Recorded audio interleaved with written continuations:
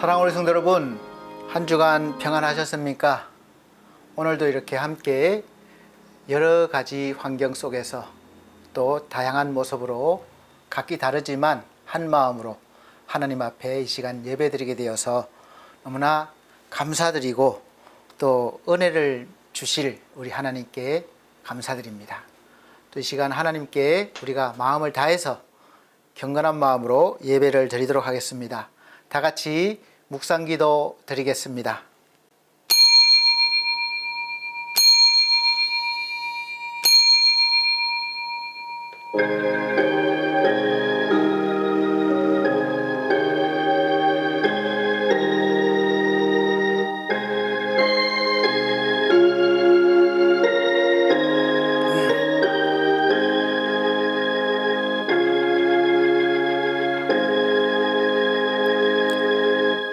너희 안에서 행하시는 이는 하나님이시니 자기의 기쁘신 뜻을 위하여 너희에게 소원을 두고 행하게 하시나니 모든 일을 원망과 시비가 없이 하라.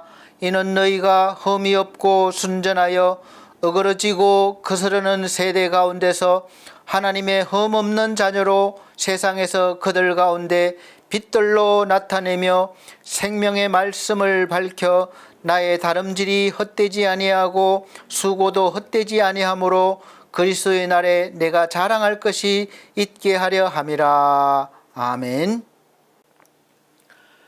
다 같이 찬송가 26장 찬송 드리겠습니다.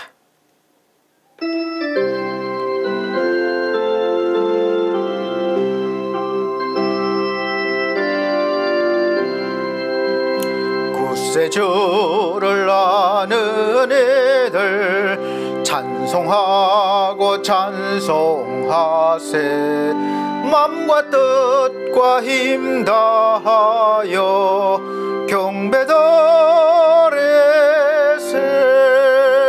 주를 알지 못한 이들 주가 친히 인도하사 그의 피로 구속하니 찬송 부르세.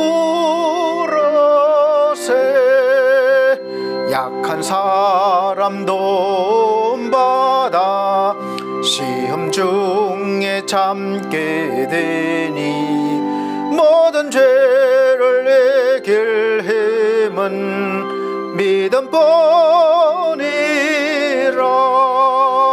진리 대신 우리 주는 영원토록 변함없네. 성도들아 주를 믿어 길이 섬기세.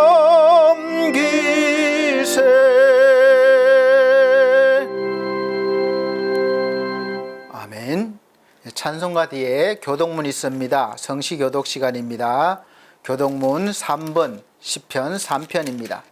제가 한 절, 우리 성도님들께서 한 절 천천히 큰 소리로 읽어 나가도록 하겠습니다.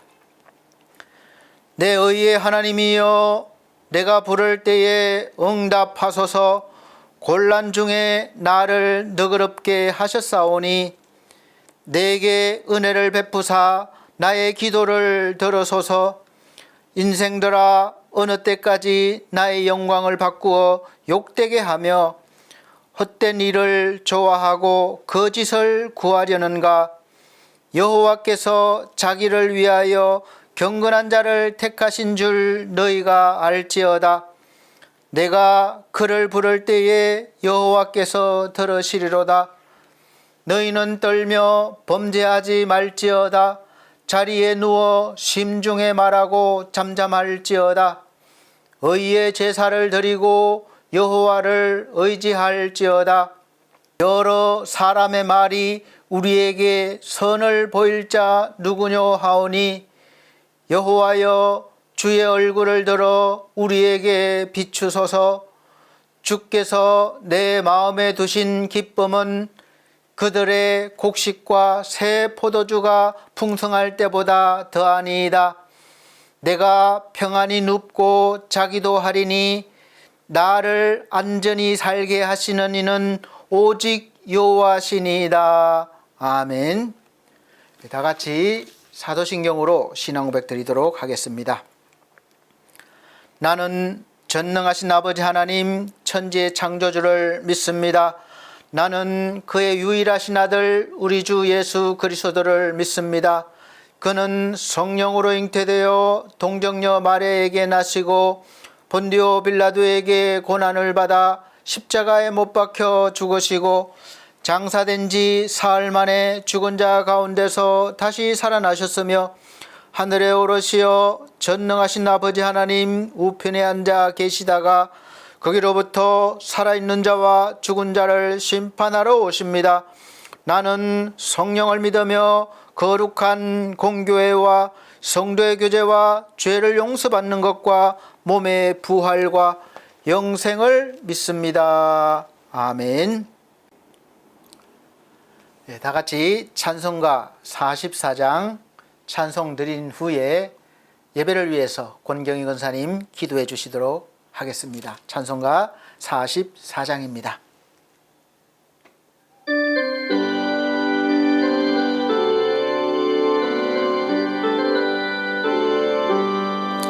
지난 이래 동안에 예수 인도했으니 주의 전에 모여서 감사 찬송합니다.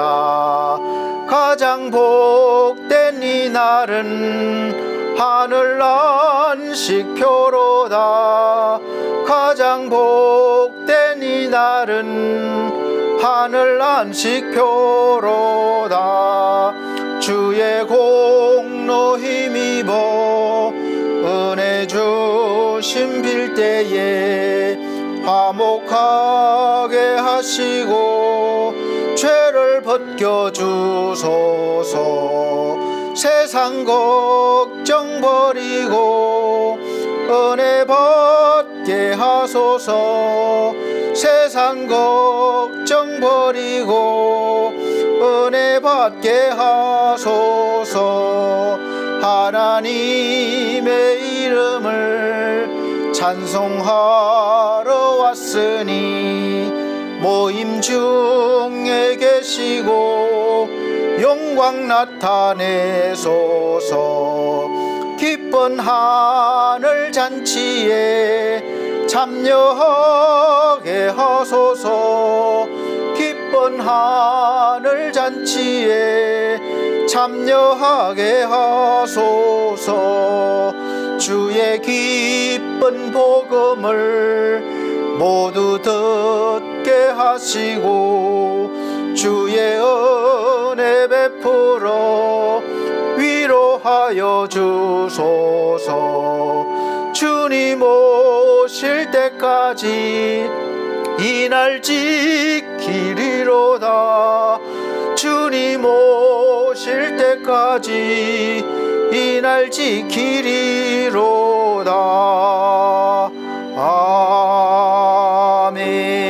아멘. 예배를 위해서 권경희 권사님 기도해 주시도록 하겠습니다. 사랑과 은혜가 풍성하신 하나님 아버지, 지나간 한 주간도 베풀어 주신 하나님의 사랑과 은혜에 감사드립니다. 오늘 이 복되고 즐거운 날 믿음의 권속들이 한자리에 모여 신령과 진정으로 예배하기를 원합니다. 주님의 교회에 나와 예배드리는 일이 인생에서 가장 복된 것임을 깨닫는 저희 모두가 되게 하여 주시옵소서. 은혜가 자비로우신 주님, 지나온 일주일의 시간들을 되돌아볼 때 또다시 불순종으로 얼룩진 삶이었음을 주님 앞에 고백하오니 용서하여 주시옵소서. 저희 심령을 늘 새롭게 하시고 성령 충만하게 하여 주셔서 이 땅 위에서 천국을 보여주는 삶이 되게 하여 주시옵소서.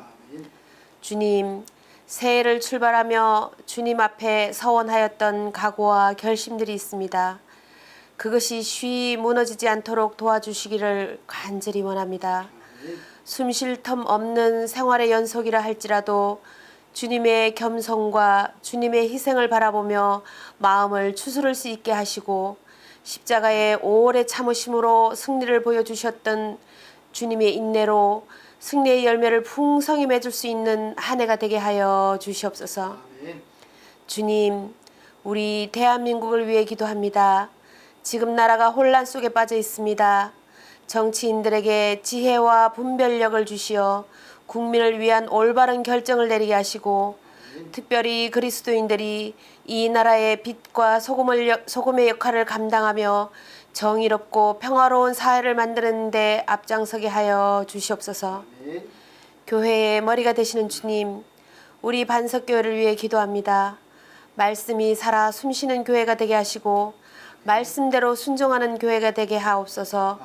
우리 교회가 주님의 뜻에 따라 더욱 성장하게 하시고 모든 성도들이 영적으로 깨어 있어 세상의 빛과 소금의 역할을 감당하게 하여 주시옵소서. 주님께서 세우신 사랑하는 권도영 목사님을 위해 기도합니다. 항상 영육간의 강건함으로 지켜주시옵시고 준비하신 하나님의 말씀을 단위에서 선포하실 때 성령의 기름 부으심이 있게 하시고 목회에 지혜와 분별력을 더하여 주시옵소서. 목사님께 성령의 능력과 말씀의 권능을 주시고 듣는 우리들의 마음문을 활짝 열고 아멘으로 화답하게 하여 주시옵소서. 예배를 방해하는 어둠의 세력은 일체 틈타지 못하게 성령님 강력하게 임재하여 주시옵소서. 이 예배의 은혜가 한 주간의 삶 속에서 열매 맺게 하시고 우리를 통해 하나님의 영광이 드러나게 하여 주시옵소서. 언제나 우리를 사랑으로 품어주시는 거룩하신 우리 주 예수 그리스도의 이름으로 간절히 기도드립니다. 아멘.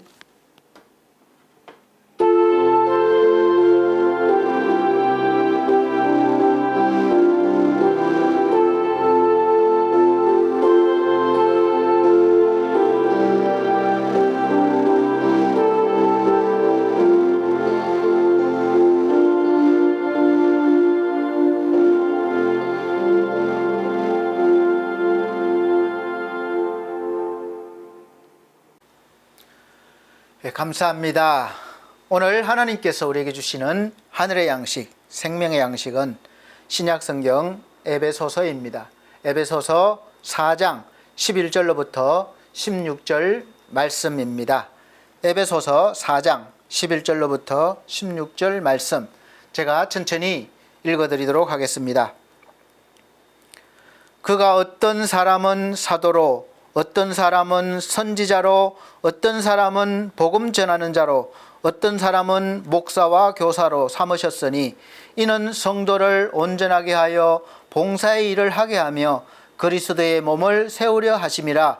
우리가 다 하나님의 아들을 믿는 것과 아는 일에 하나가 되어 온전한 사람을 이루어 그리스도의 장성한 분량이 충만한 데까지 이르리니 이는 우리가 이제부터 어린아이가 되지 아니하여 사람의 속임수와 간사한 유혹에 빠져 온갖 교훈의 풍조에 밀려 요동하지 않게 하려 함이라.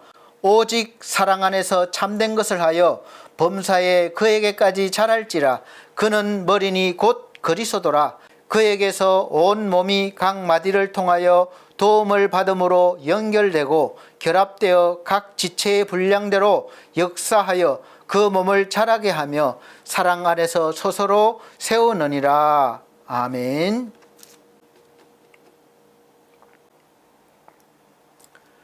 사랑하는 성도 여러분, 한 주간 동안 평안하셨습니까? 잘 지내셨습니까? 오늘도 하나님 말씀 통해서 내가 원하는 그런 은혜를 받으실 수 있으시기를 바랍니다. 나라 안팎으로 많은 일들이 일어나고 있고 또 갈등도 있고 시시각각으로 그 흐름이나 모든 현상이 환경이 바뀌고 있습니다. 오락가락, 뒤치락, 엎치락 이렇게 하죠. 세상 풍조는 나날이 변하고 있습니다. 이런 시기에 우리가 어떻게 해야 되겠습니까? 계속해서 서로 갈등과 혼란과 부딪힘이 있다는 것은 사실 서로를 품지 못하는 그런 까닭입니다. 품을 수 있는 그릇이 못된 것이죠. 오늘 말씀 선포 제목을 노인보다 어른으로 인생을 사는 사람이라고 정했습니다. 갈수록 오래 사는 사람이 많아지면서 100세 시대에 이제 100세 시대도 넘죠. 노인이란 말도 많아졌습니다. 곳곳에서. 그런데 노인이라고 했을 때 이 말의 이미지가 좋은 쪽보다는 좋지 않은 이미지가 더 많은 것 같습니다. 그냥 나이만 많이 들었다 이런 뜻으로 이렇게 이해하는 사람들이 많아요. 그럼 노인은 어떤 의미이고 어른이란 어떤 의미겠습니까? 그 차이가 무엇이겠습니까? 노인은 나이가 많이 들어서 이렇게 늙은 사람을 뜻합니다. 전체적인 용어죠. 그럼 어른은 어떤 뜻입니까? 표준 국어 대사전에 따르면 어른은 뭐 여러 가지 뜻이 있는데 다 자란 사람 또는 다 자라서 자기 일에 책임을 질 수 있는 사람, 나이나 지위나 학렬이 높은 윗사람, 결혼을 한 사람, 한 집안이나 마을 따위의 집단에서 나이가 많고 경륜이 많아 존경을 받는 사람, 남의 아버지를 높이려는 말 이런 뜻이 있습니다. 그러니까 나이만 든 것이 아니라 책임을 질 수 있고 또 경륜을 많이 겪어서 쌓아서 이제 좀 넉넉해지고 그래서 존경을 받을 수 있는 그런 인격이 완성된 사람을 아마 어른이라고 그러는 것 같아요. 요즘 정치적인 혼란으로 인해서 온 나라가 매일매일 시끄럽고 불안합니다. 이념 간의 갈등과 세대 간의 갈등까지 겹치고 있는 것 같습니다. 정치는 본래 서로의 뜻과 이상이 같은 사람들끼리 모여서 자기들이 그 원하는 정치를 해서 국민들에게 많은 유익을 주고 잘 살게 하려는 목적으로 정치가 생겨났고 집단이 이루어졌습니다. 당이 만들어졌죠. 그래서 당을 대표할 대표를 뽑아서 이제 그 일을 효율적으로 하기 위해서 세워진 것입니다. 그렇게 잘하면 국민들에게 인정을 받고 지지를 많이 받게 됩니다. 또 그렇게 하지 못하면 지지를 받지 못하게 되죠. 근데 요즘 정치하는 분들을 보면 국민의 대표라고 하면서 국민들을 잘 살게 해주지 못하고 서로 이 권력 싸움만 하고 자기들만 싸우는 게 아니라 국민들까지 끌어들여서 편을 완전히 가르게 했어요. 그래서 서로 막 적대시하게 하는 그런 분위기가 됐습니다. 정치인들이 서로 나서서 국민들이 서로 싸우면 여러분 싸움은 우리가 할 테니까 여러분들은 좀 지켜보시다가 잘하는 쪽에 나중에 표를 주시면 됩니다. 이렇게 해야 되는데 지지 세력을 등에 업고 막 권력을 행사하려고 그러니까 계속해서 그 싸움이 그치지 않는 것 같습니다. 사실 정치란 것이 지지하는 사람이나 그 당이 다르면 친구지간이라든지 부부지간에도 부모 자식 간에도 서로 정치를 내서 감정 상하고 다툼까지 싸움까지 하는 일들이 허다합니다. 그래서 저도 사실 정치에 관심이 많고 지지하는 정치인도 있고 당도 있지만 이야기하다가 저하고 서로 달라서 이렇게 감정이 상할 것 같고 그러면 즉시 저는 중단합니다. 감정이 격해봐야 사실 뭐 서로가 좋은 결과가 안 나오잖아요. 본전도 못 찾고 사이만 멀어질 뿐이기 때문에 그렇습니다. 지금까지 여러분이 나와 정치나 이념이 달라서 서로 잘 이야기해서 양보하고 이야기해서 화기애애한 분위기가 되신 적이 있으신가요? 아마 없으실 것 같아요. 제가 그런 경우를 보지 못했습니다. 자기의 것을 절대 양보하지 않는 거죠. 다른 사람의 뜻과 이상을 내가 받아들이고 품지 못하는 까닭입니다. 내가 그만큼 크지 못했다는 증거예요. 정치도 그렇습니다. 그만한 정치인이 없는 거죠.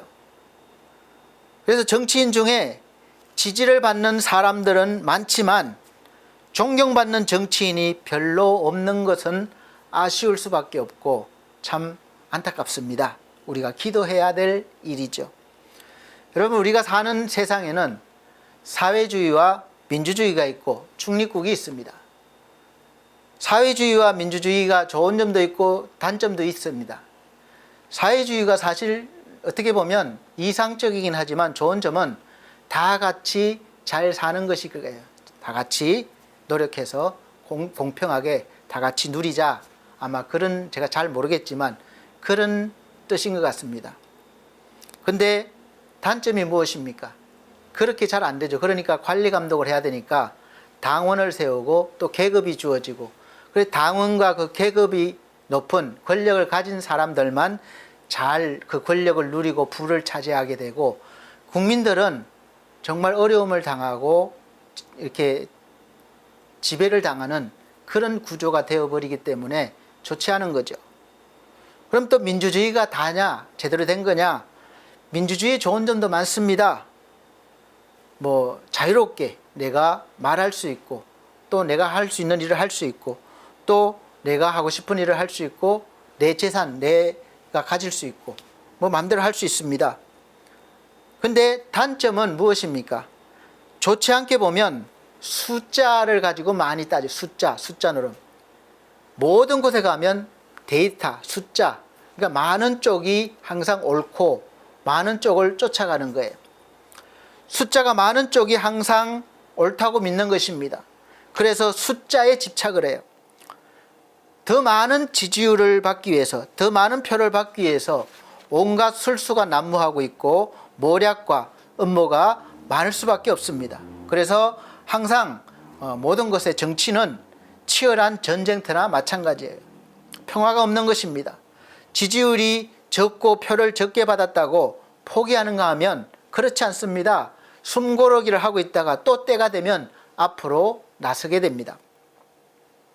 요즘 매일매일 뭐 어떤 당이 몇 프로, 어떤 당이 몇 프로, 누가 몇 프로 올라가고 내려가고 계속해서 하는 이유가 무엇이겠습니까? 결국 많이 지지가 받는 쪽이 옳다는 것을 내세우기 위한 거 아닙니까? 그런데 꼭 다수가 옳은 건 아니지 않습니까? 그래서 민주주의 단점은 그것입니다. 민심은 언제나 그럴수록 요동치고 언제나 바뀌게 됩니다. 그래서 지금 지지율이 높다고, 지금 표를 많이 받았다고 교만하면 안 되는 것이죠.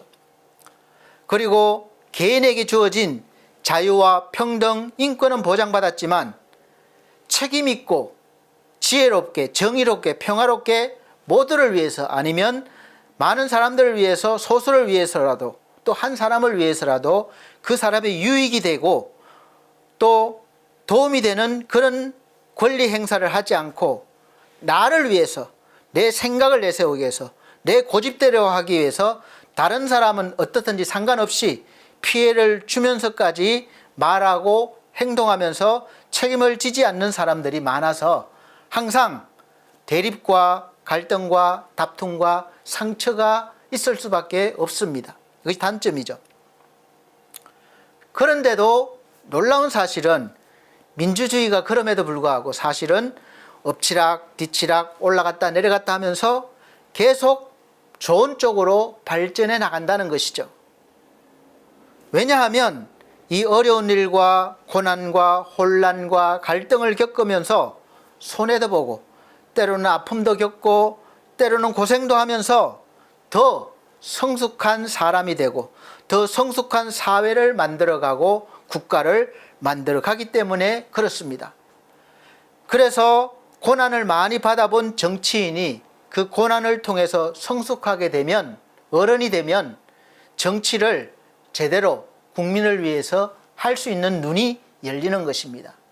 자기 뜻과 이상과 당에만 집착하는 것이 아니라 국민을 바라볼 수 있는 눈이 된다는 것이죠.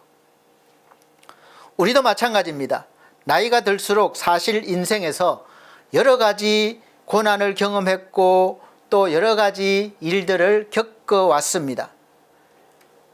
인기 있었던 대중가수가 부른 바램이라는 노래가 있는데 그 노래 가사 중에 늙어가는 것이 아니라 익어간다는 표현을 했습니다. 물론 미화적으로 표현을 했을 수도 있지만 저는 그 익어간다는 것은 깊이 있고 성숙하며 넉넉한 어른이 되었다는 뜻일 것입니다. 단순히 나이만 먹은 것이 아니라 그만큼 큰 사람이 되었다는 것이죠. 그리고 그 익어가기 위해서는 그동안 얼마나 애쓰고 힘쓰고 넘어지고 또 일어서는 그 과정을 많이 겪었겠습니까? 그러다 보니 어느새 나이가 들고 자기도 모르게 성숙하게 된 것이겠죠. 어른이 되었다는 것은 더 많이 생각하고 더 많이 이해해주고 더 많이 품어주고 더 많이 베푸는 사람이 되었다는 것입니다. 이런 분들을 우리가 어른이라고 하는 거예요. 하나님께서는 우리를 부르신 후에 바로 그런 믿음의 어른이 되기까지 끊임없이, 여러분, 우리가 예수 믿었다고 바로 믿음의 어른이 되는 것이 아니에요. 어른이 되기까지 자라야 되는데 하나님은 끊임없이 우리 삶을 간섭하시면서 인도하시고, 때로는 기쁜 일, 슬픈 일, 때로는 형통케 되는 일, 또 막히는 일, 고난과 환난을 다 겪으면서 그런 가운데서도 하나님을 바라보게 하시고 의지하게 하시고 자라게 하셔서 이제는 그리스도의 장성한 분량이 충만한 데까지 이르러 믿음의 어른이 되어 예수님과 같이 예수님처럼 세상에서 살아가면서 그 하나님의 모습을 우리를 통해서 보여주시고자 하시기 위함입니다. 그래서 거기까지 자라기를 원하십니다. 자라가는 모습을 보면서 얼마나 기뻐하시겠습니까? 부모가 내 아이가 자라가는 모습을 보고 얼마나 기쁘고 뿌듯합니까? 더군다나 성숙해 가는 그런 어른다운 모습으로 갈 때 얼마나 든든하겠습니까? 하나님도 우리를 그렇게 보십니다. 그래서 고난을 허락하시고 고난이 유익이 되게 하시는 거예요. 그런데 이 고난을 통해서 성장하여 더 성숙한 어른의 모습이 되는 사람이 있는가 하면 오히려 더 좁아지고 작아지고 날카로워져서 사춘기에 좋지 않은 모습처럼, 반항하는 모습처럼 인생을 살아가는 사람도 있습니다. 그래서 요즘 나이 든 사람들이 점점 많아지고 있는데 어른이라는 말보다는 노인만 남아있어서 젊은 사람들에게 존경을 받지 못하고 무시를 당하거나 인정받지 못하는 경우도 많이 볼 수 있습니다. 뉴스를 보면 노인 폭행 문제라든지 그냥 대접을 못 받고 무시당하는 경우를 종종 우리가 뉴스를 통해서 볼 수 있습니다. 그런 일들이 일상생활에서 많이 일어난다는 거겠죠.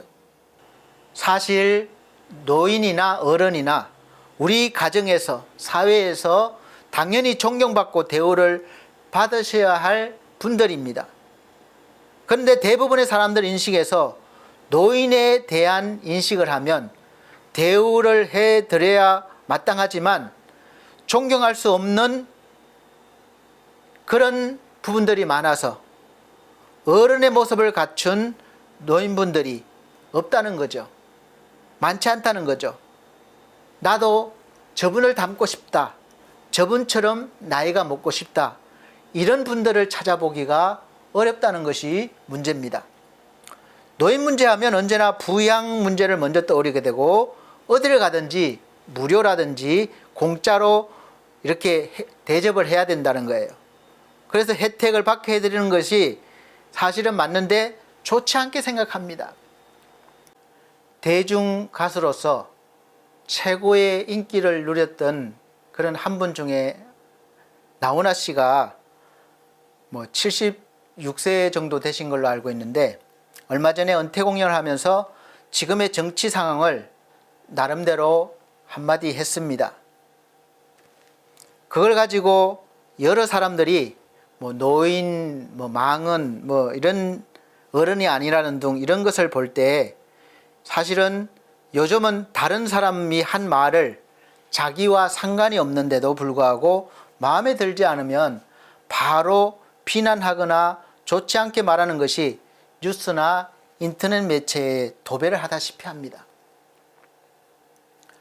과연 누가 누구를 개인적으로 평가할 수 있겠습니까? 나이가 든 사람도 신중하게 생각하고 말하고 행동해야 할 것이고 나이가 적당하거나 젊은 사람들도 신중하게 생각하고 말하고 행동해야 할 것입니다. 그리고 그 말과 한 행동에 대해서는 책임을 지는 그런 것이 필요합니다. 특히 우리 그리스도인들은 더 생각을 깊이 하고 덕을 세우는 말을 해야 할 것이고 하나님께 영광이 되는 그런 삶을 살기를 정말 노력해야 됩니다. 그냥 되어지는 것이 아니에요. 그래서 빌립보서 4장 8절 말씀에도 무엇에든지 참되며 무엇에든지 경건하며 무엇에든지 옳으며 무엇에든지 정결하며 무엇에든지 사랑받을 만하며 무엇에든지 칭찬받을 만하며 무슨 덕이 있든지 무슨 기림이 있든지 이것들을 생각하라, 이렇게 말씀하고 있습니다. 우리 그리스도인으로서 이렇게 책임 있는 삶을 살고 믿음의 어른이 되라는 뜻이죠. 다는 못하더라도 그렇게 되도록 믿음으로 살기를 우리가 노력해야 됩니다. 내 노력으로 잘 안 되니까 우리가 예수를 믿고 깊이 생각하고 예수께서 하신 일들을 나를 위한 일임을 믿고 받아들이고 은혜를 받고 능력을 받아서 그렇게 하나님의 도움을 받아서 살아가는 거죠. 사람은 고난받을 때 깊이 생각하게 됩니다. 내가 평안할 때, 잘 나갈 때는 깊이 생각할 겨를이 없어요. 근데 내가 힘들고 고난당하고 고통이 있으면 깊이 생각할 기회가 많아집니다. 그래서 고난의 목적이 무엇입니까? 바로 나의 변화예요. 저 사람이 변해야지, 환경이 변해야지가 아니라 먼저 내가 변해야 됩니다. 내가 변하고 내가 넓어지고 내가 성장하고 내가 깊어지는데 목적이 있습니다. 내가 변화되면, 내가 성장하면, 내가 넓어지면, 깊어지면 이 시험은 자연스럽게 없어지거나 내가 충분히 감당할 수 있는 그런 시험이 되는 것이죠.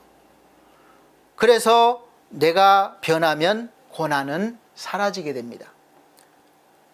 이 고난은 그래서 예수님도 당하시면서 보여주셨어요. 우리에게 당할 고난을 미리 당하시면서 이겨낼 수 있도록 보여주셨습니다.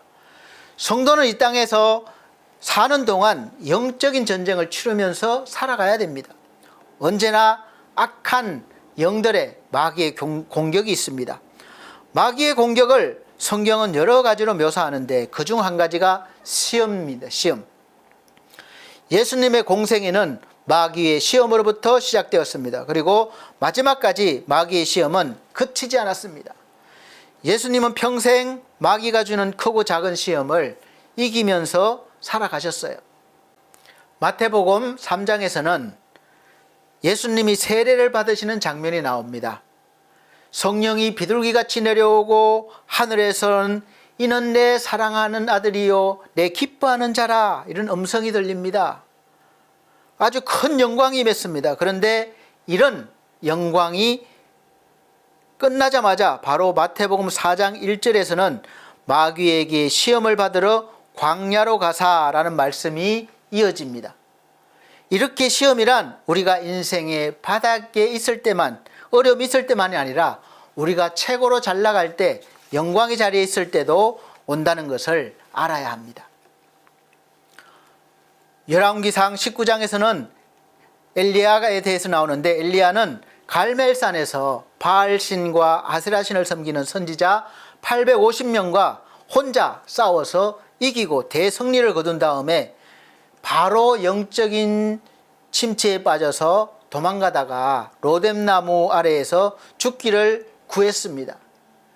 이런 것이 우리 인생이고 바로 이런 것이 마귀의 시험입니다. 잘 나간다고 항상 잘 나가는 것도 아닙니다. 또 밑바닥이라고 항상 밑바닥도 아니에요. 오락가락 하는 것이 우리 인생입니다. 그런데 중요한 것은 내가 그런 모든 것들을 이겨내는 거지요. 성장하는 겁니다. 마귀의 시험은 때와 장소를 가리지 않습니다.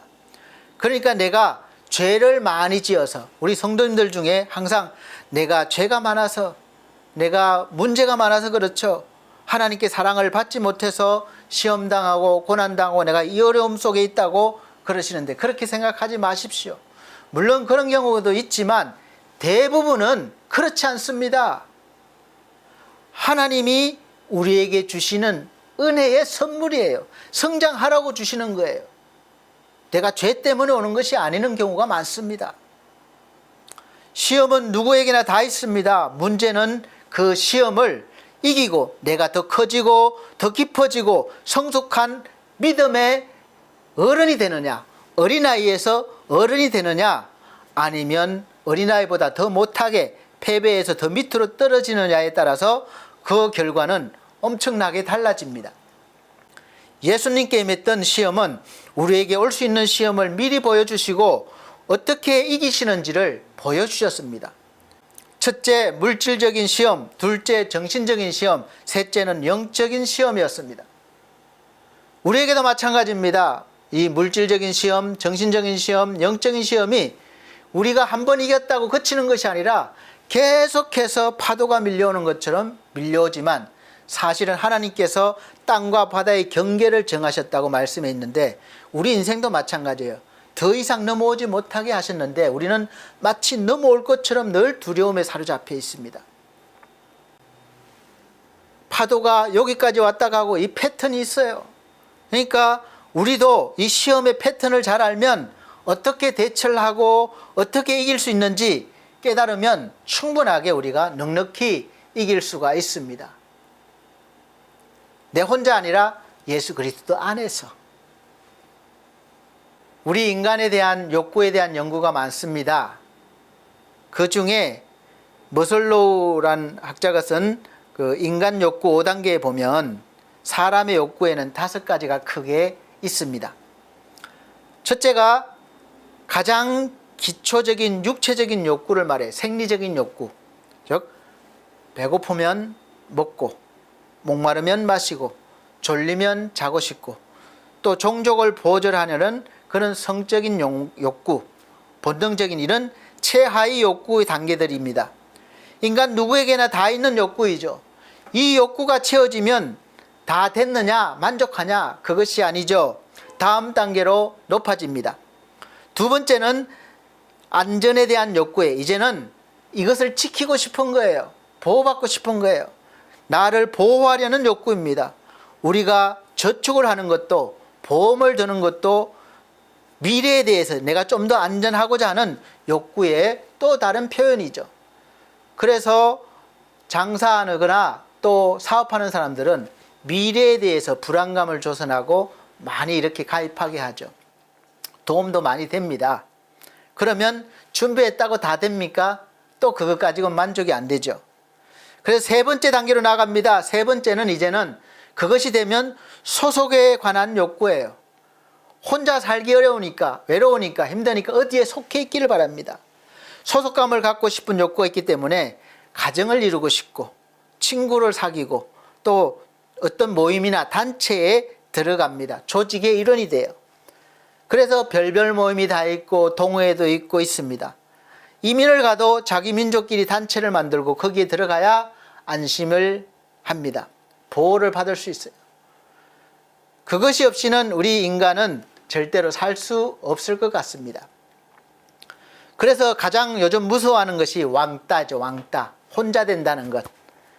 소속감의 욕구가 얼마나 절대적인지 알 수 있습니다.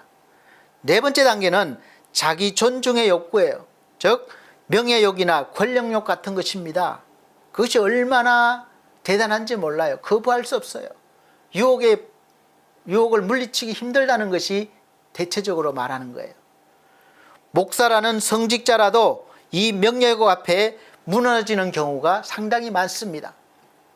나를 내세우고 싶고 나를 알리고 싶고 인정받고 싶은 것이 바로 이러한 욕구예요. 나 좀 알아줬으면 좋겠다. 어디 가서 대접받고 싶다. 그거지요. 좀 안 해주면 속상하고 또 마음 화나고 나를 무시하나 이런 생각도 들고 자기 존중의 욕구입니다. 마지막 5번째는 이제 그 단계를 넘어서면 자아 실현의 욕구입니다. 자기 속에 있는 재능이나 잠재력을 충분히 발휘하고자 하는 욕구예요. 나한테 있는 것을 마음껏 발휘하고 싶어요. 가장 기초적이고 생리적인 욕구에 대한 시험을 제일 먼저 당하신 거죠. 우리에게 있는. 그때에 예수께서 성령에게 이끌려 마귀에게 시험을 받으러 광야로 가사 40일을 밤낮으로 금식한 후에 출이신지라. 얼마나 배가 고픕니까? 여러분, 우리 3일 금식하기도 힘들어요. 음식 냄새만 맡아도 얼마나 막 군침이 도는지 몰라요. 막 내가 금식 끝나면 막 다 먹을 것 같은데 막상 또 먹으면 얼마 못 먹죠. 그런 욕구입니다. 근데 예수님이 이 돌을 떡으로 만들어 봐라 이랬을 때 떡을 못 만들겠습니까? 충분히 만들 수 있어요. 그런데 질서적인 게 아니잖아요. 그래서 또 하나님이 예수께서 뭐 막 어떤 능력으로 물리치는 게 아니라 기록된 말씀, 하나님의 입으로 나오는 모든 말씀으로 살 것이니라, 이렇게 말씀하셨어요. 예수님은 40일 동안 줄이셨습니다. 옛 속담에 사흘 굶으면 남의 담을 안 넘을 사람이 없다 할 정도로 그렇게 힘든 거예요. 도적질을 하지 않을 사람이 없다라 할 정도죠. 굶주리는 것은 큰 고통입니다. 뿐만 아니라 죽고 사는 문제잖아요. 생사와도 관계된 절박한 문제입니다. 지금 우리 주위에서 이 육체적인 어려움, 물질적인 어려움을 당하는 성도들을 많이 볼 수 있습니다. 질병으로 인한 고통, 실직의 고통, 살 집이 제대로 없어서 받는 고통 등은 견디기 힘든 그런 고통이죠. 그런데 가난하면 단순히 물질적으로 가난한 상태에서 끝나는 것이 아니라 이제 성격도 황폐해질 수 있습니다. 도끼만 남아서 그 정서에도 악영향을 주는 거예요. 아주 성격이 좋고 상냥한 그런 사람도 4, 5년간 극심한 고난을 당하고 나면 거칠어집니다. 날카로워져요. 또 작아집니다. 또 가난은 건강에도 나쁜 영향을 줍니다. 그래서 제가 어렸을 때에는 그때는 먹을 것이 참 귀했을 때예요. 어른들에게 하는 인사가 아침 잘 주셨어요? 점심 잘 주셨어요? 이런 인사였습니다. 그러니까 밥 먹는 것이 얼마나 중요했겠습니까? 배고플 때 밥 먹으라 하는 말처럼 반가운 소리도 없었어요. 요즘은 밥 먹으라 하면 안 먹어 뭐 이렇게 배불러서 그렇죠.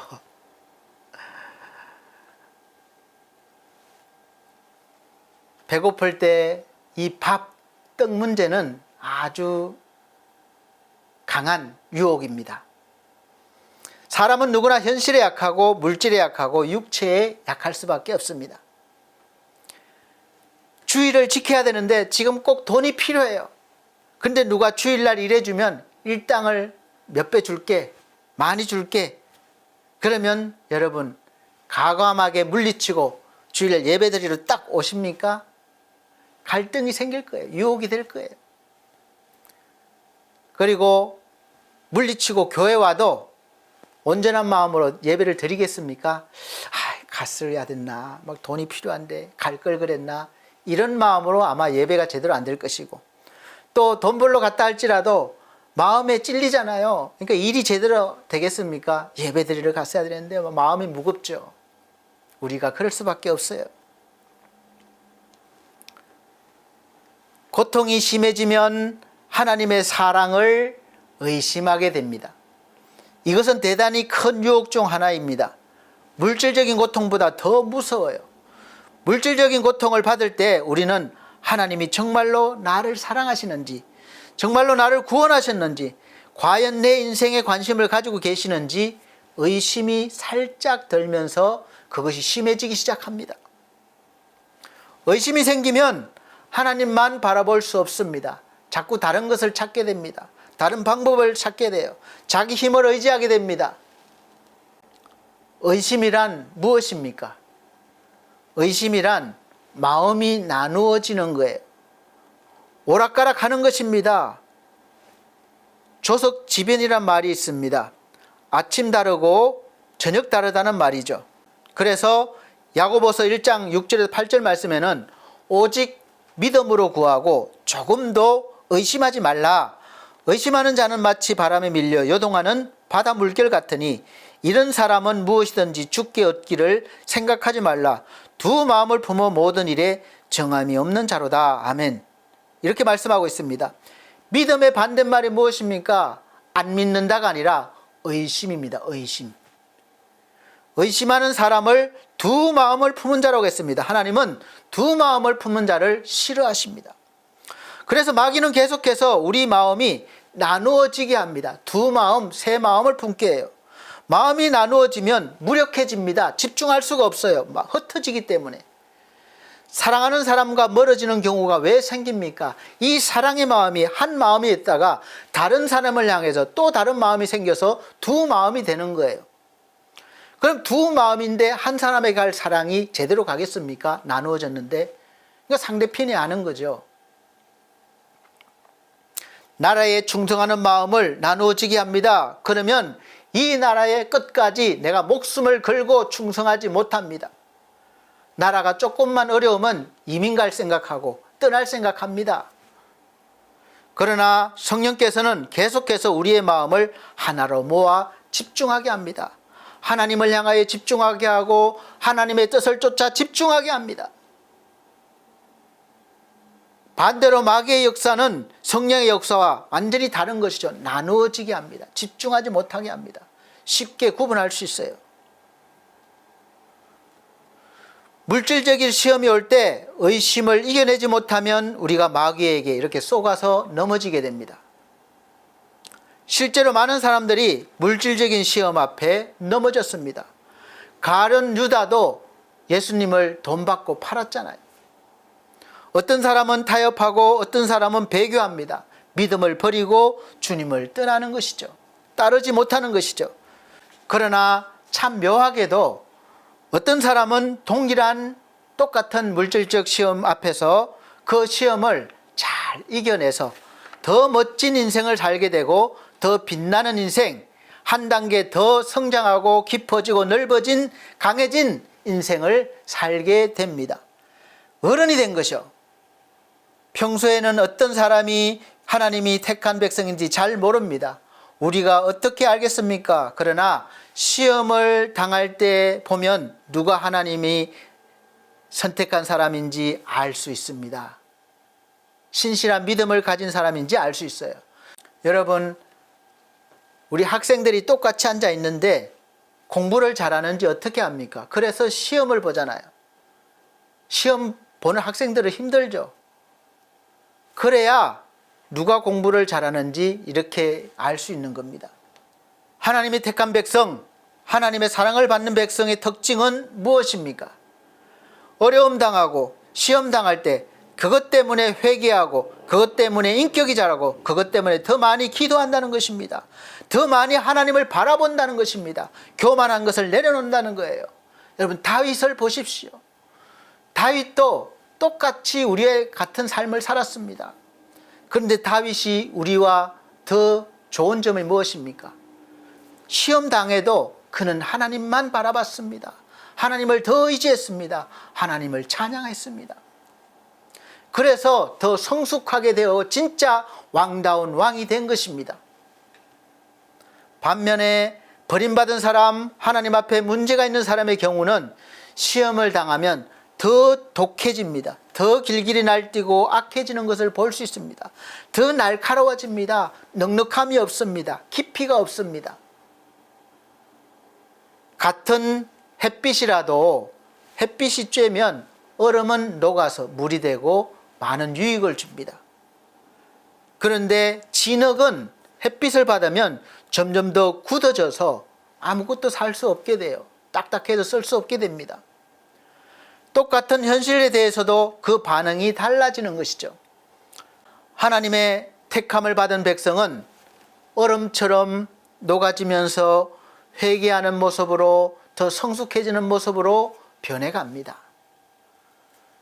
삶 가운데 경제적인 어려움이 있으십니까? 하지만 하나님께서는 우리가 죽도록 고생하라고 약 올리고 계신 게 아닙니다.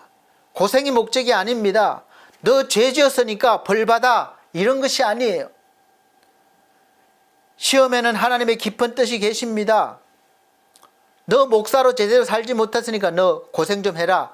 그래서 죄에게 경제적인 어려움, 이런저런 많은 어려움이 오는 것은 아닙니다. 그렇게 생각하지 않습니다.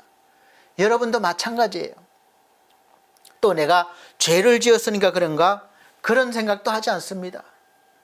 주 안에 있는데 내가 죄인이 아닌데 죄 때문에 벌을 받을 리가 없죠. 하나님의 자녀들이 성장하고 다시 일어서고 어른이 되어가는 것이 하나님의 목적입니다.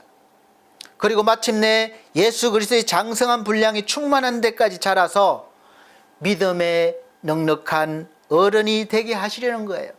그래서 많은 영혼들을 품고 위로해주고 하나님께 영광을 나타내라는 것입니다. 이런 사람이 있는 가정은 복된 가정이요, 행복한 가정이요. 이런 사람이 있는 가족은 복된 가족입니다. 이런 사람이 있는 직장은 복된 직장이고, 이런 사람이 있는 사회는 복된 사회이고, 이런 사람이 많아지면 많아질수록 복된 나라가 되는 것입니다. 사랑하는 성도 여러분, 우리가 좀 이런 가정, 가족, 직장, 사회, 국가를 만들어 가십시다. 그래서 열심히, 나도 그렇게 되고 열심히 전도해야 되는 거예요. 지금 내가 당하고 있는 이 어려움, 이 고난, 이 슬픔, 이 고통, 또 반대로 이 형통, 기쁨, 즐거움, 모든 일들과 환경이 왜 나에게 있는지 그 목적을 깨우치면 우리는 시험 들어도 이겨내고 교만하지도 않고 정말 성장할 수 있습니다. 어른이 될 수 있습니다. 그리고 어린아이 신앙에서 자라고 자라 어른의 신앙이 되고 좀 더 넉넉한 사람, 좀 더 품이 커서 많은 사람들을 안아줄 수 있는 사람이 마침내 되는 것입니다. 그리고 이런 어른은 그냥 되는 것이 아닙니다. 기도만 많이 하고 열심히 하면 되는 것이 아니라 나이가 들어야 됩니다. 인생 경험이 많아야 됩니다. 경륜이 있어야 돼요. 그래야 많은 크고 작은 일들을 겪으면서 내가 어른다운 어른이 되어가는 거죠. 그래서 때로는 나와 같은 아픔, 나와 비슷한 처지에 있는 사람들을 불쌍히 여기고 또 위로해주고 사랑해주고 섬겨주고 그렇게 하는 거죠. 오늘 본문 말씀 14절에도 우리가 이제부터 어린아이가 되지 아니하여 사람의 속임수와 간사한 유혹에 빠져 온갖 교훈의 풍조에 밀려 요동하지 않게 하려 함이라. 아멘. 이렇게 말씀하고 있습니다. 요즘 얼마나 많은 소식들이, 정보들이 떠돌아다니고 있습니까? 이 중에 많은 소식과 정보들이 이 출처가 불분명하고 진실이 아닌 정보들이 많이 있습니다.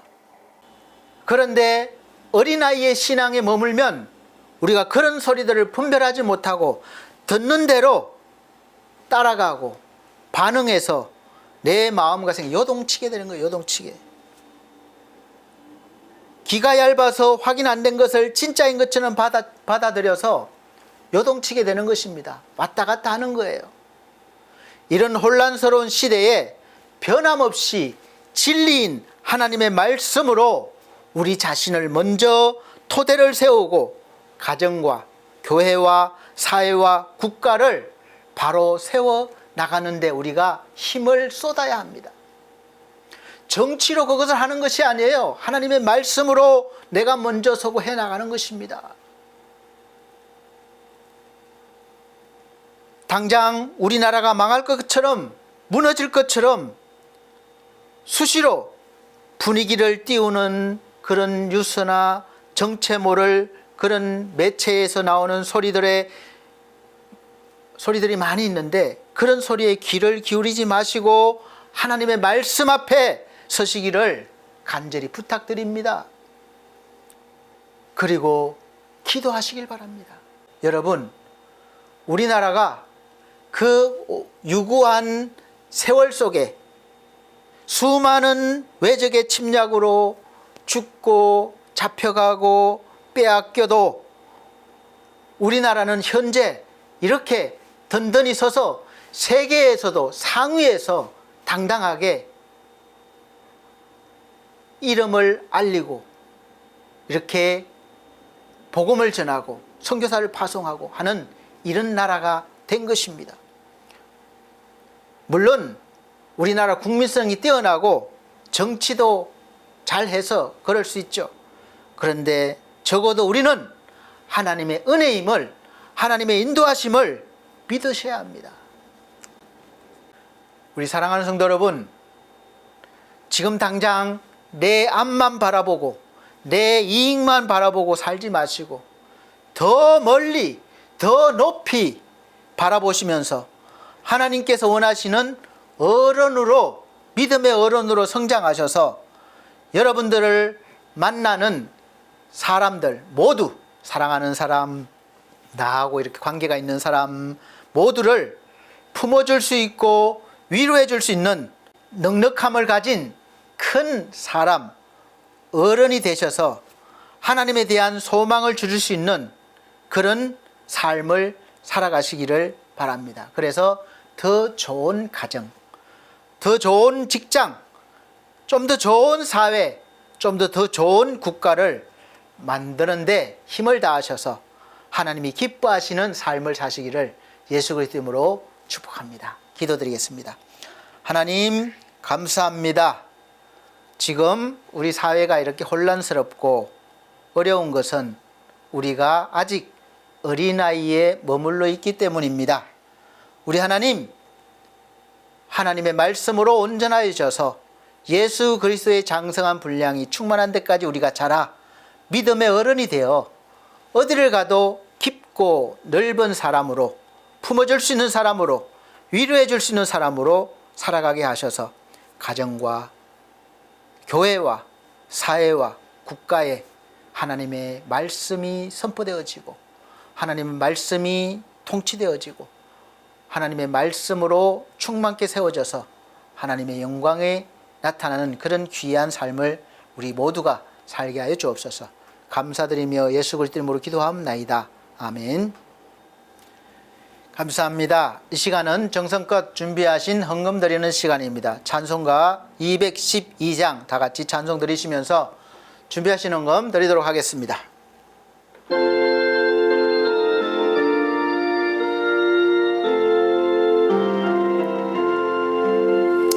너 성결케 위해 늘 기도하며 너 주 안에 있어 늘 성경 보고 온 형제들 함께 늘 사귀면서 일하기 전마다 너 기도하라. 너 성결케 위해 너의 머리 숙여 저 은밀히 계신 내 주께 빌라. 주 사귀어 살면 주 닮으리니 널 보는 이마다 주 생각하리. 너 성결케 위해 주 따라가고 일 다급하여도 당황치 말고 참 즐거울 때나 또 슬플 때나 너 주님만 믿고 늘 따라가라. 너 성결케 위해 늘 기도하며 내 소원을 주께 다 맡기어라. 너 성령을 받아 주 섬겨 살면 저 천국에 가서 더 잘 섬기리.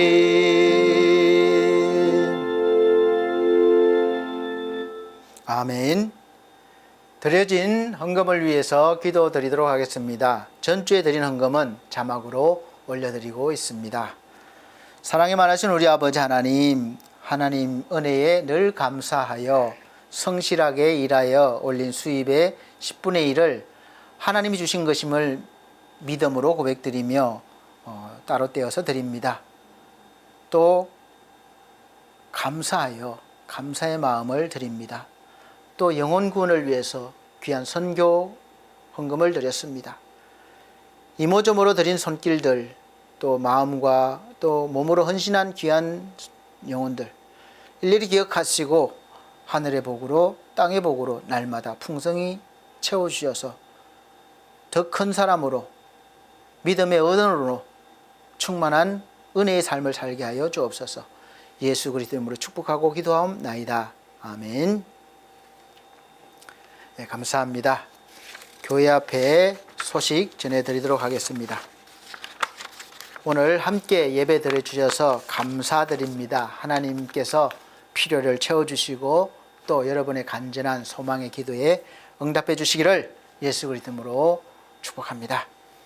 첫 번째, 올해 2025년도 교회 표어는 기뻐하고 기뻐하는 삶, 빌립보서 4장 4절 말씀입니다.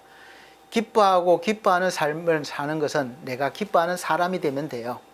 그래서 충분히 믿음 안에서 그럴 수 있습니다.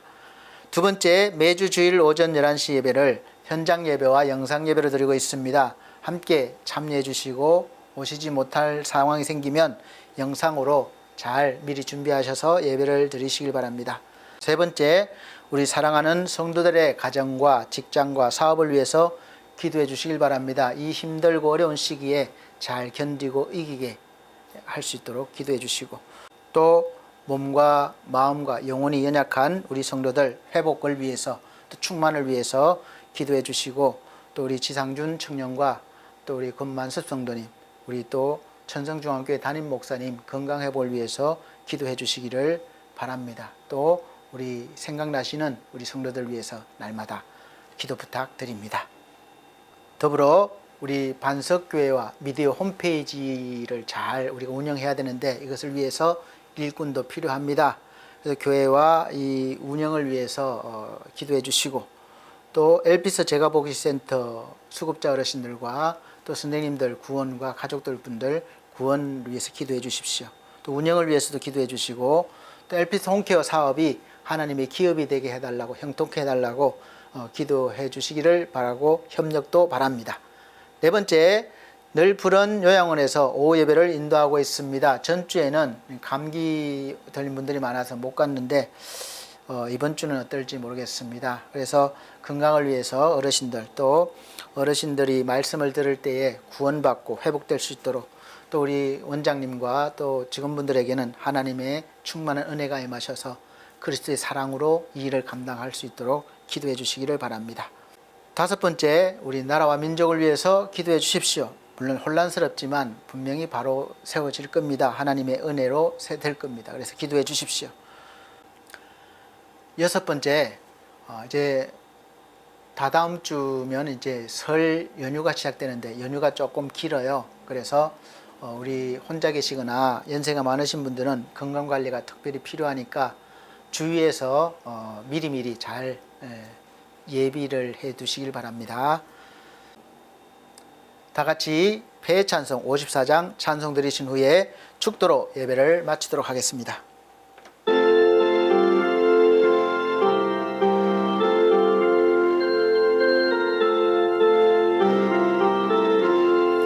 주여 복을 구하오니 편히 가게 하시고 사람마다 주 은혜로 이기도록 하시고 광야 같은 세상에서 항상 인도하소서.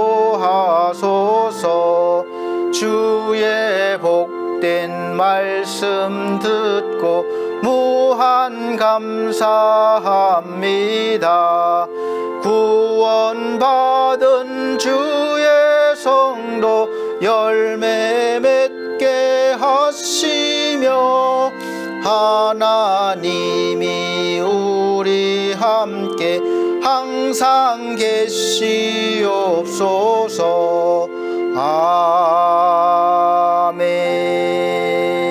아멘.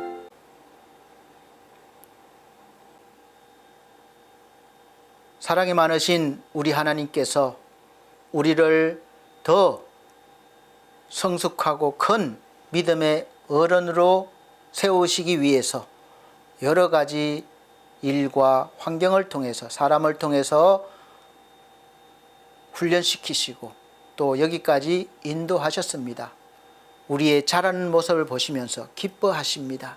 우리 하나님, 우리가 지금보다 더 큰 믿음의 사람이 되어 많은 영혼을 품고 위로해주며 또 하나님의 영광을 나타내며 살아갈 수 있게 하셔서 이 땅에 하나님의 나라가 온전히 비춰질 수 있도록 그런 삶을 살 수 있도록 역할을 감당하며 또 살아가게 하여 주옵소서. 도와주시옵소서. 이 나라의 백성 불쌍히 여기시고 속히 안정시켜 주시며 또 경제 상황도 회복시켜 주셔서 우리가 더 힘있게 복된 삶을 살게 하여 주시옵소서.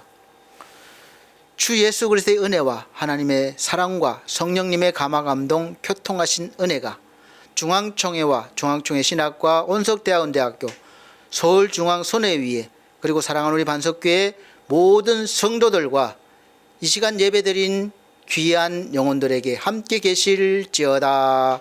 아멘.